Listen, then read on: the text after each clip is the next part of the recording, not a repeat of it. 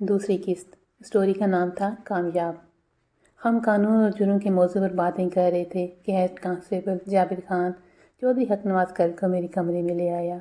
चौधरी ने मेरे सामने बिछी कुर्सियों में से एक पर बैठने की कोशिश की तो जाबिर खान ने उसे कॉलर से पकड़कर खींच लिया।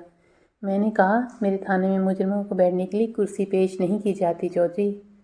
तुम ये अच्छा नहीं कर रहे मलिक सफ्तर हयात, वो खूंखार लहजे में बोला। अब भी वक्त है, मुझे छोड़ दो।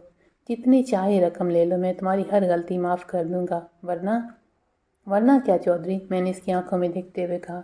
तुम मेरे वालिद साहब को नहीं जानते। मैं जानता हूँ इस मगरूर जालिम चौधरी अली नवाज कर आपको लुतार को भी, मैंने ठोस लहजे में कहा। वो क्या कर लेगा? हम तो बड़े बड़े अफसरों के तबादले करवा दिया करते हैं, लेकिन मैं तो बहुत छोटा अफसर हूँ चौधरी, मैंने तसम्मुसराना अंदाज में कहा।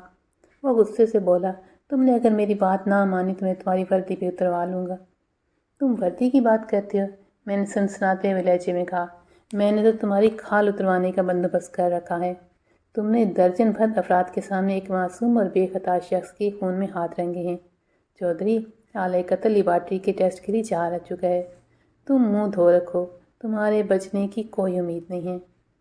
एक लम्हे के लिए इसके चेहरे पर खौफ के साए लहराए, लेकिन दूसरे ही लम्हे वो धमकी आमेज लहजे में बोला, मैं तुम्हें आखिरी मौका दे रहा हूँ थानेदार, अभी वक्त है। मेरी बात मानकर मुझे आज़ाद कर दो। मैं तुम्हें यकीन दिलाता हूँ तुम फ़ायदे में रहोगे। मैं अपना फ़ायदा नुकसान बखूबी जानता हूँ, मैंने मुतदल लहजे में कहा। चौधरी, हवालात में ज़्यादा उछल कूद मचाने की ज़रूरत नहीं है। मैंने सुना है तुम थाने के अमले को ख़तरनाक नताज की धमकियाँ दे रहे हो। अगर तुमने आइंदा ऐसी कोई बात की तो मजबूरन मैं तुम्हें ड्राइंग रूम में भेज दूँगा। हमारे थाने के ड्राइंग रूम से तुम वाकिफ़ तो हो ना?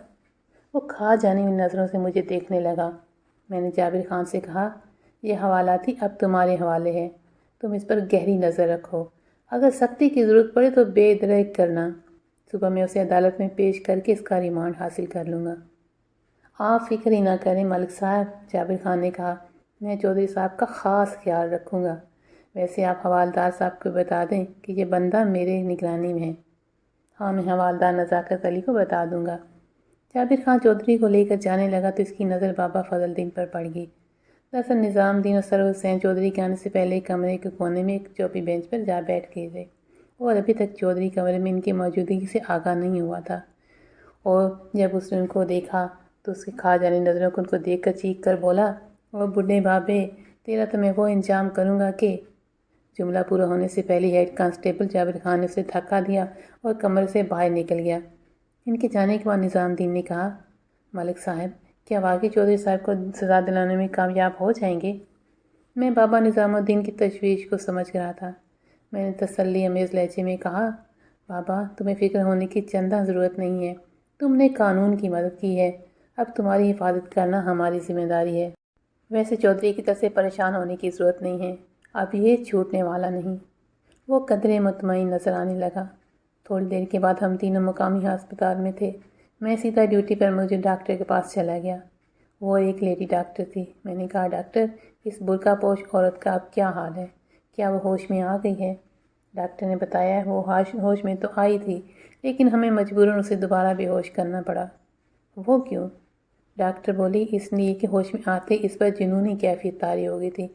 इसने अलियास का नाम पुकार कर एक चीख मारी और इसके हाथ पाँव में तशन्नुज पैदा होने लगा। हालत मजबूरी हमने उसे नींद का इंजेक्शन लगा दिया है। ओह, मैंने अफसोस वाले अंदाज में कहा। अलियास गालिबन इसके मकतूल साथी का नाम है। लड़की किसी गहरे ज़हनी सदमे से दो चार है। डॉक्टर ने ख्याल लड़ाई की। क्या मरने वाला इसका शौहर था? उसने पूछा। अभी कोई हतमी बात नहीं की जा सकती, मैंने कहा। डॉक्टर अफसोसनाक अंदाज में सर हिलाने लगी। उसे इस कत्ल की वारदात के बारे में तफसील से मालूम हो चुका था। वो पूरी हमदर्दी से बुर्का पोश औरत के इलाज माजरे में लगी हुई थी। मैंने डॉक्टर से कहा, मैं इसका बयान लेना चाहता हूँ ताकि इसके बारे में मालूम हो सके। डॉक्टर ने कहा, फ़िलहाल तो इसका बयान मुमकिन नहीं, वो नींद आवर इंजेक्शन के ज़ेर असर है। आप बयान लेने के लिए कल सुबह आ जाएँ। मुझे उम्मीद है इस वक्त तक इसकी हालत कदरे संभल जाएगी।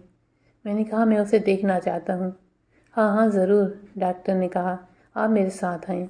हम तीनों इस लेडी डॉक्टर की मैयत में इस वार्ड में पहुँचे जहाँ हमारी मतलूबा औरत एक बिस्तर पर बेहोश पड़ी थी। इस वक्त वो बुरके में नहीं थी। मैंने सवालिया नज़रों से बाबा निज़ामुद्दीन को देखा। وہ میری نظر کا مطلب سمجھ گیا۔ تھوڑی دیر تک اس عورت کا جائزہ لینے کے بعد اس نے نفی میں سر ہلا دیا۔ نہیں ملک صاحب، میں نے کبھی پہلے اس عورت کو نہیں دیکھا۔ اس کا ایک ہی مطلب ہے کہ اس نے کہا ان دونوں کا تعلق کسی آس پاس کے گاؤں سے ہے۔ یہی بات ہے، ایک بندے کو جانتا ہوں۔ پاپا نظام الدین پورے وثوق سے بولا۔ لیڈی ڈاکٹر بھی ہمارے ساتھ ہی کھڑی تھی۔ میں نے نظام الدین اور سر حسین سے کہا تم دونوں باہر جا کر بیٹھو، میں ابھی آتا ہوں۔ ان دونوں نے میرے حکم کی تعمیل کی۔ جب وہ چلے گئے تو میں نے ڈاکٹر سے کہا مریضہ نے اچھا خاصا طلائی زیور پہنا ہے، اس کی حفاظت کی ذمہ داری آپ کی ہے۔ ہم اس قسم کی ذمہ داریاں قبول نہیں کرتے تھانے دار صاحب، وہ بولی۔ آپ چاہیں تو یہ زیور اپنے پاس محفوظ رکھ سکتے ہیں، بلکہ اسے یہاں لانے سے پہلے آپ کو چاہیے تھا کہ اس کا تمام قیمتی سامان اپنے پاس رکھ لیتے۔ میں نے کہا ہاں، جلدی میں یہ غلطی تو ہو ہی گئی ہے۔ اس وقت ہم اس کی طرف سے بہت فکر مندی تھی۔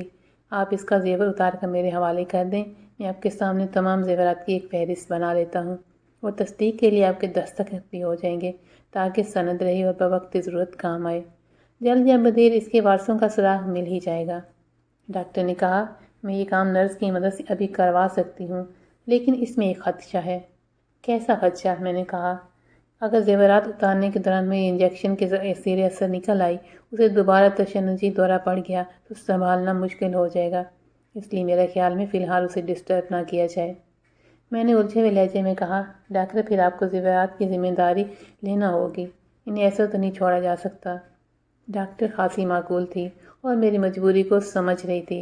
اسے مریضہ سے بھی گہری ہمدردی تھی، اس لیے کہنے لگی اگرچہ یہ ہمارے فرائض میں شامل نہیں ہے، لیکن آپ فکر نہ کریں، میں ایک نرس کو خصوصی ہدایت کر دوں کہ دوران بے ہوشی مریض سے طلائی زیورات کا خاص خیال رکھے۔ میں مطمئن ہو گیا۔ تھوڑی دیر بعد میں اپنے تھانے میں موجود تھا۔ پاپا نظام الدین اور سر حسین کے پکے بیانات ہو چکے تھے۔ میں نے استاد کے ساتھ اسے جانے کی اجازت دی کہ وہ اپنا علاقہ چھوڑ کر کہیں نہیں جائیں گے اور بوقت ضرورت میرے بلانے پر فوراً پہنچ جائیں گے۔ وہ میری ہدایات پر عمل کرنے کا وعدہ کر کے چلے گئے۔ اگلے روز میں چودھری حق نواز کو عدالت میں پیش کر کے 1 ہفتے کا ریمانڈ حاصل کر لیا۔ اسی روز میں حافظ آباد میں جا کر اپنے سینئر افسر ڈی ایس پی شبیر شاہ سے بھی ملا۔ انہیں اپنی اب تک کی کارکردگی کے بارے میں تفصیلاً بتایا۔ انہوں نے میری کوششوں کو سراہا، لیکن میں نے محسوس کیا وہ جیسے کسی گہری الجھن کا شکار ہوں۔ میں شبیر شاہ کا بہت احترام کرتا تھا کیونکہ وہ ایک ایماندار اور فرض شناس پولیس آفیسر تھے۔ میں نے پوچھا سر کیا بات ہے، آپ کچھ پریشان دکھائی دے رہے ہیں؟ وہ تعامل کرتے ہوئے بولے کہ پریشانی کی کوئی بات نہیں، میں ذرا علی نواز گھر کے بارے میں سوچ رہا تھا۔ کیا سر، آپ کیا سوچ رہے تھے؟ میں نے اضطراری لہجے میں پوچھا۔ وہ پرسوچ انداز میں سر ہلاتے ہوئے بولے ملک صاحب، چودھری علی نواز خیر بہت اثر والا آدمی ہے اور آپ نے اس کے بیٹے کا ریمانڈ حاصل کر لیا ہے، کہیں کوئی گڑبڑ نہ ہو جائے۔ سر، کیا آپ کسی گڑبڑ سے خوف زدہ ہیں؟ میرے سوال پر شاہ صاحب نے خوف کی آمیز نظر سے مجھے دیکھا اور کہا یہ بات نہیں ملک دفتر حیات، آپ جانتے ہو میں کس قسم کا بندہ ہوں۔ جانتا ہوں سر، اس لیے تو آپ کے انداز نے مجھے یہ سوال کرنے پر مجبور کیا ہے۔ میں نے کہا کہ آپ میری کارکردگی کو بھی نیم دلی سے سراہا ہے۔ وہ بولے یہ بات نہیں جوان، دراصل ہمارے سینئر افسران میں چودھری علی نواز کے کچھ دوست بھی شامل ہیں، وہ ہمارے لیے مشکلات پیدا کر سکتے ہیں۔ میں نے طنزیہ لہجے میں کہا اس کا مطلب یہ ہے کہ میں چودھری حق نواز کے سامنے گھٹنے ٹیک دوں؟ ہرگز، میرا مطلب یہ نہیں ہے، وہ قطعیت سے بولے۔ میں تو تمہیں صورتحال سے آگاہ کر رہا ہوں تاکہ تم جہاں بھی ڈالو پکا ہاتھ ڈالو، اس کے ہر زاویے میں تمہاری گرفت مضبوط ہونا چاہیے۔